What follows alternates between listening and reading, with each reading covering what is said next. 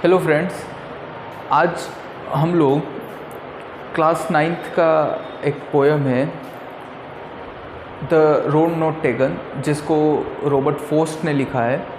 उसका हम लोग आज डिटेल एनालिसिस भी देखने वाले हैं, उसको डिस्कस भी करने वाले हैं। सबसे पहले मैं आपको बता दूं कि रॉबर्ट फ्रॉस्ट एक अमेरिकन पोएट है और उनको ये पोएम लिखने की क्या ज़रूरत हुई या इस पोएम के ज़रिए वो क्या कहना चाहते थे। रॉबर्ट फ्रॉस्ट एक सिंबलिस्ट पोएट है। सिंबलिस्ट पोएट का मतलब क्या होता है कि वो अपनी पोएम्स हैं, उन पोएम्स को सिंबल के ज़रिए, सांकेतिक भाषा के ज़रिए अपने रीडर्स के सामने, अपनी ऑडियंस के सामने रखते थे। उनका मकसद ये होता था कि उनकी जो ऑडियंस है, उनके जो रीडर हैं, वो लोग उसका सही अर्थ निकाले, जो अर्थ वो देना चाहते हैं उसको वो समझने की कोशिश करें। अच्छा, आपको मैं बता दूं कि अगर आपने अपनी बुक को ठीक से देखा हो तो आपकी बुक है, उस बुक का नाम है बिहीव। बिहीव का मतलब क्या होता है? बिहीव का मतलब होता है मधुमक्खी का छत्ता। और जब आप अपनी बुक को देखोगे तो आप जब उसके पेजेस पलटोगे तो उसके कोने पे आपको मधुमक्खी का छत्ता और मधुमक्खी उड़ती हुई नज़र आएगी। अब ये नाम क्यों रखा गया या इस नाम को रखने के पीछे लेखक का क्या मकसद था, ये जो मैंने समझने की कोशिश की है वो यही है कि मधुमक्खी क्या करती है, अलग अलग फूलों पे जाती है और फूलों का रस क्या करती है, उससे वहाँ से एब्जॉर्ब कर लेती है, एक्सट्रैक्ट कर लेती है। और एक्सट्रैक्ट करने के बाद क्या करती है, वो अपने छत्ते में लेके आती है और छत्ते में जमा करती है। जमा करने के बाद हम लोग क्या करते हैं, हम लोग उसका शहद बनाते हैं, हम लोग उससे शहद लेते हैं। और शहद कैसा होता है? शहद बड़ा ही मीठा होता है। तो आपकी बिहीव है, बिहीव में भी कुछ ऐसे चैप्टर्स को एड ऑन किया गया है, ऐसे चैप्टर्स को डाला गया है जिससे कि आपका सिलेबस कैसा हो जाए, आपका सिलेबस मीठा हो जाए, आपको बड़ा ही अच्छा लगे, आप उसको पढ़ें तो आप उससे कुछ शिक्षाप्रद बातें ले सकें। तो रॉबर्ट फ्रॉस्ट एक अमेरिकन पोएट थे और अमेरिकन पोएट होने के बाद क्या थे, अमेरिका का जो समाज था वो कैसा था? मटेरियलिस्टिक था, मतलब भौतिकतावाद से भरा हुआ था। वहाँ पे सक्सेस के जो मायने हुआ करते थे, वो मायने क्या हुआ करते थे? मायने हुआ करते थे मटेरियलिस्टिक वर्ड, मतलब भौतिकतावाद। आपके पास पैसा होना चाहिए, आपके पास संपत्ति होनी चाहिए। तो रॉबर्ट फ्रॉस्ट ने ये महसूस किया कि ऐसा करने के बाद क्या हो रही है, मानवता का ह्रास हो रहा है। वहाँ पे जो ह्यूमैनिटी होनी चाहिए उसका जो है नाश होता जा रहा है। भगवान ने हमको पैसा कमाने के लिए नहीं भेजा है इस दुनिया में। ये बात जब उनको समझ में आई तो वो डायरेक्टली इस बात को नहीं कह सकते थे, तो उन्होंने क्या करा कि अपनी कविता के जरिए ये संदेश देने की कोशिश की है कि हम जो डिसीजंस ले रहे हैं या हम कोई ऐसे काम कर रहे हैं, ऐसा ना हो कि उन काम को करने के बाद हमको पछतावा महसूस हो या हमको ये महसूस हो कि हमको ये काम नहीं करना चाहिए था और ये काम करना चाहिए था। तो इस तरीके से उन्होंने सांकेतिक भाषा में इस पोएम को लिखा है। अब हम पोएम को स्टार्ट करने जा रहे हैं, हम लोग इसको डिटेल में देखेंगे। तो क्या कह रहे हैं? 2 roads diverged in a yellow wood। कवि है, कवि अपने आप को जंगल में खड़ा हुआ महसूस कर रहा है। वुड्स का मतलब यहाँ पे क्या है? वुड्स का मतलब है यहाँ पे जंगल। और डाइवर्स का मतलब क्या है? डाइवर्स का मतलब है 2 रास्ते। अब कवि क्या कह रहा है? येलो का मतलब क्या? यहाँ पे येलो वुड का मतलब क्या हो गया कि पेड़ पीले पड़े हुए हैं। पीले पड़े हुए मतलब क्या है? Spring season.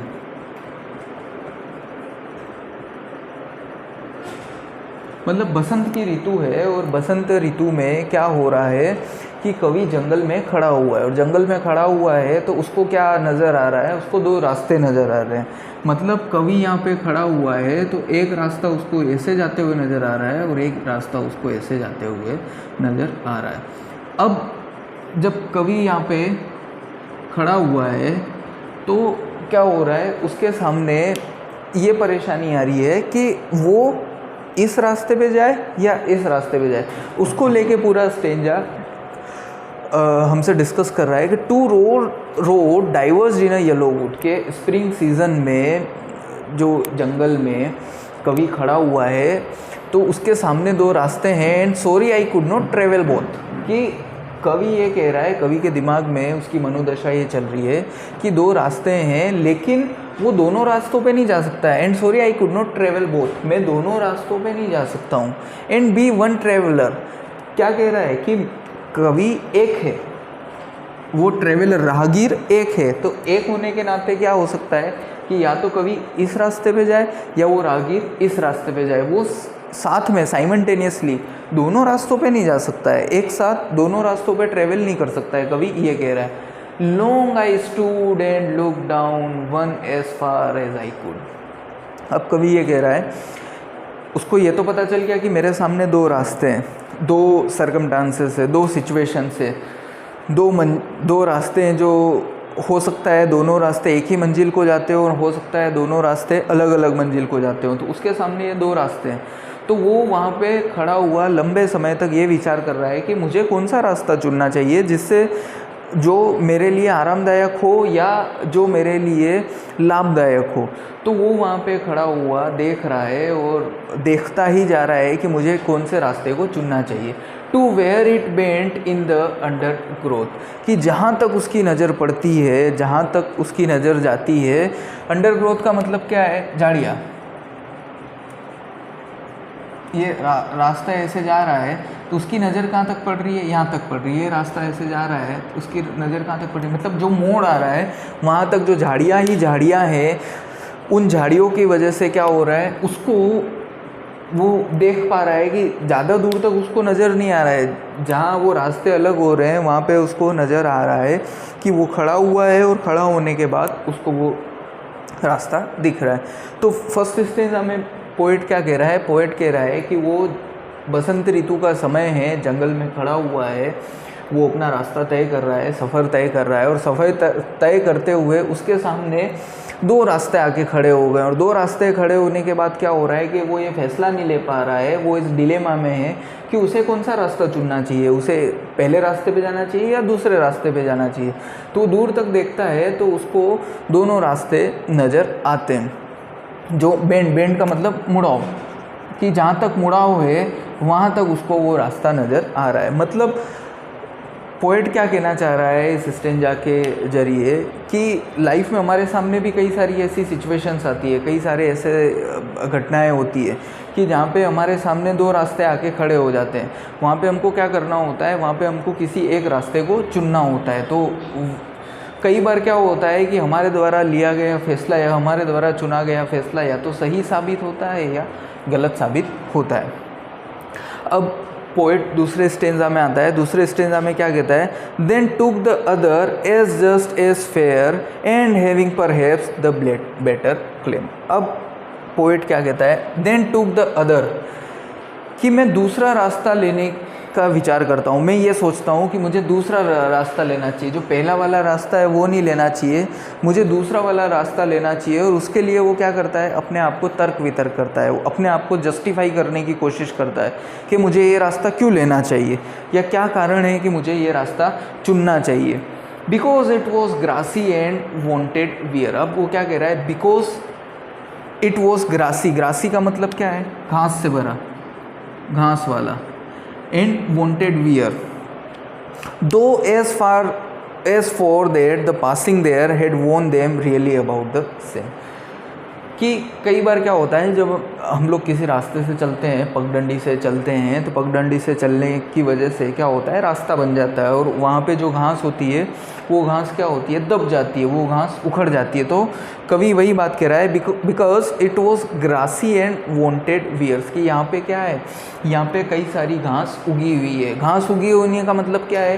कि इस रास्ते को किसी दूसरे ने नहीं चुना है, मतलब इस रास्ते पे बहुत कम लोग गए हैं, तो मैं कोई एक ऐसा रास्ता चुनूँ जो किसी ने ना चुना हो।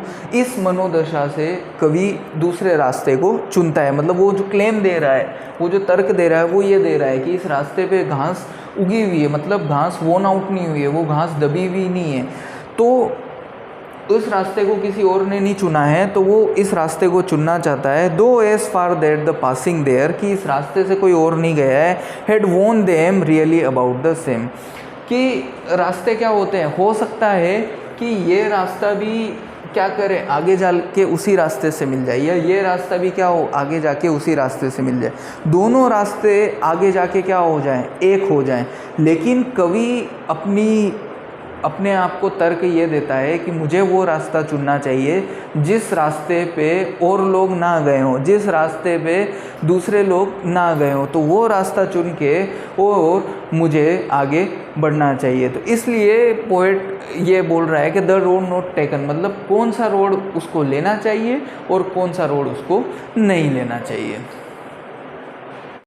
हम लोगों ने the road not taken, Robert Frost ने पोएम लिखी है, उसके 2 स्टेंजास देखे थे। दोनों स्टेंजास में हम लोगों ने देखा था कि कवि किस तरीके से, उसके सामने स्प्रिंग सीज़न की बात है और उसके सामने वो जंगल में है और उसके सामने 2 रास्ते हैं, वो रास्तों में से वो इस डिलेमा में है कि कौन सा रास्ता वो चुने या कौन से रास्ते पे उसको आगे बढ़ना चाहिए।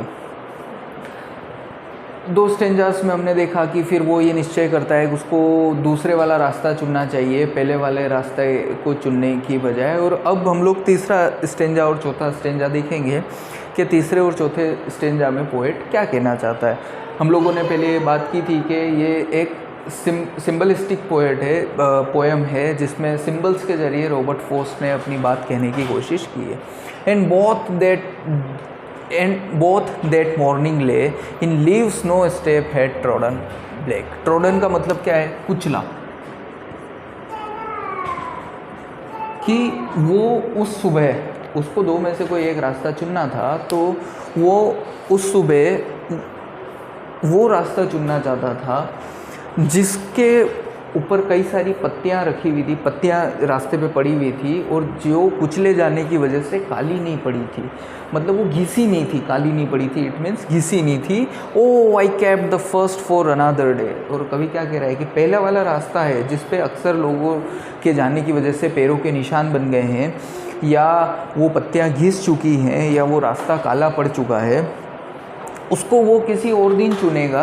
आज वो उस रास्ते को चुन रहा है जिस रास्ते पे लोगों ने जिसको नहीं चुना है, या उस रास्ते की तरफ वो जा रहा है जिस पे इससे पहले कोई राहगीर गया नहीं है।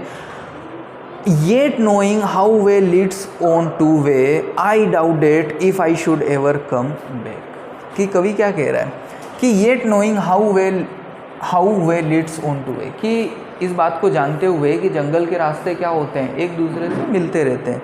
हो सकता है जिस रास्ते को उसने चुना है वो आगे जाके पहले वाले रास्ते से ही मिलता हो सकता है वो रास्ते से ना भी मिले। उसको इस बात का एहसास था, कहीं ना कहीं हो सकता है कि ऐसा होना संभव है, लेकिन फिर भी वो दूसरे वाले रास्ते को चुनता है बनिस्बत पहले वाले रास्ते के। और वो जानता है, डाउटेड मतलब उसको इस बात की क्या है, शंका भी है कि आज उसने ये रास्ता चुना है तो हो सकता है वो मन में ये कह रहा है कि आज मैं इस रास्ते को चुनता हूँ और अगली बार मैं दूसरे रास्ते को चुनूँगा, लेकिन उसको अब ये शंका हो रही है कि वो उस रास्ते पे वापस आ सके या ना आ सके। अब चौथे स्टेंजा में पोएट क्या कह रहा है, I shall be telling this with a sigh, कि मैं आहें भरता हुआ, वो कह रहा है कि I shall be telling this with a sigh, कि मैं आहें भरते हुए ये कहूँगा। अब बात किसकी आ रही है, बात फ्यूचर की आ रही है। Somewhere ages and ages hence, कि कई साल पहले, मतलब कई समय के पहले।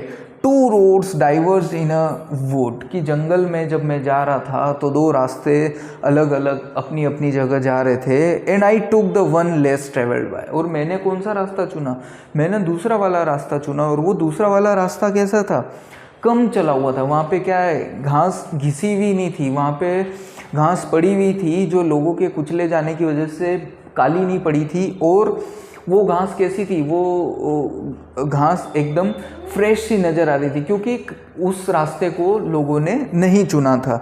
तो मैंने वो रास्ता चुना था, और वो अब आने वाली जनरेशन को ये बात बताएगा या अपना अनुभव साझा करेगा कि कई साल पहले जब मैं जंगल में खड़ा हुआ था और मेरे सामने जब 2 रास्ते थे, तो वो 2 रास्तों में से मैंने वो वाला रास्ता चुना था and that has made all the difference. और शायद उसको अब इस बात का क्या हो रहा है, पश्चाताप हो रहा है। ही वॉज रिपेंटिंग, वो पश्चाताप कर रहा है किस बात का, कि मैंने वो रास्ता चुना था और उस रास्ते की वजह से आज ये डिफरेंस है, आज अंतर जो नज़र आ रहा है, उसके जीवन में जो अंतर नज़र आ रहा है वो अंतर नज़र आ रहा है। तो पोएट कहीं ना कहीं क्या चाह रहा है, पोएट हम लोगों को इसके ज़रिए ये सिंबलाइज करना चाह रहा है कि हमारे सामने कई बार ऐसी परिस्थितियाँ आती है, कई बार हमारे सामने ऐसी सिचुएशंस आती है जब हमको दो में से कुछ एक चुनना होता है। तो वहाँ पे हम लोग क्या करें, बड़ा सोच समझकर, बड़ा ही विचार करके, बड़े ही विवेक के साथ ऐसा रास्ता चुने कि जिसके लिए हमको क्या हो, आगे जाके पश्चाताप ना हो, हमारी मानवीयता का अंत ना हो। तो कवि इसके माध्यम से यही संदेश देना चाहता है।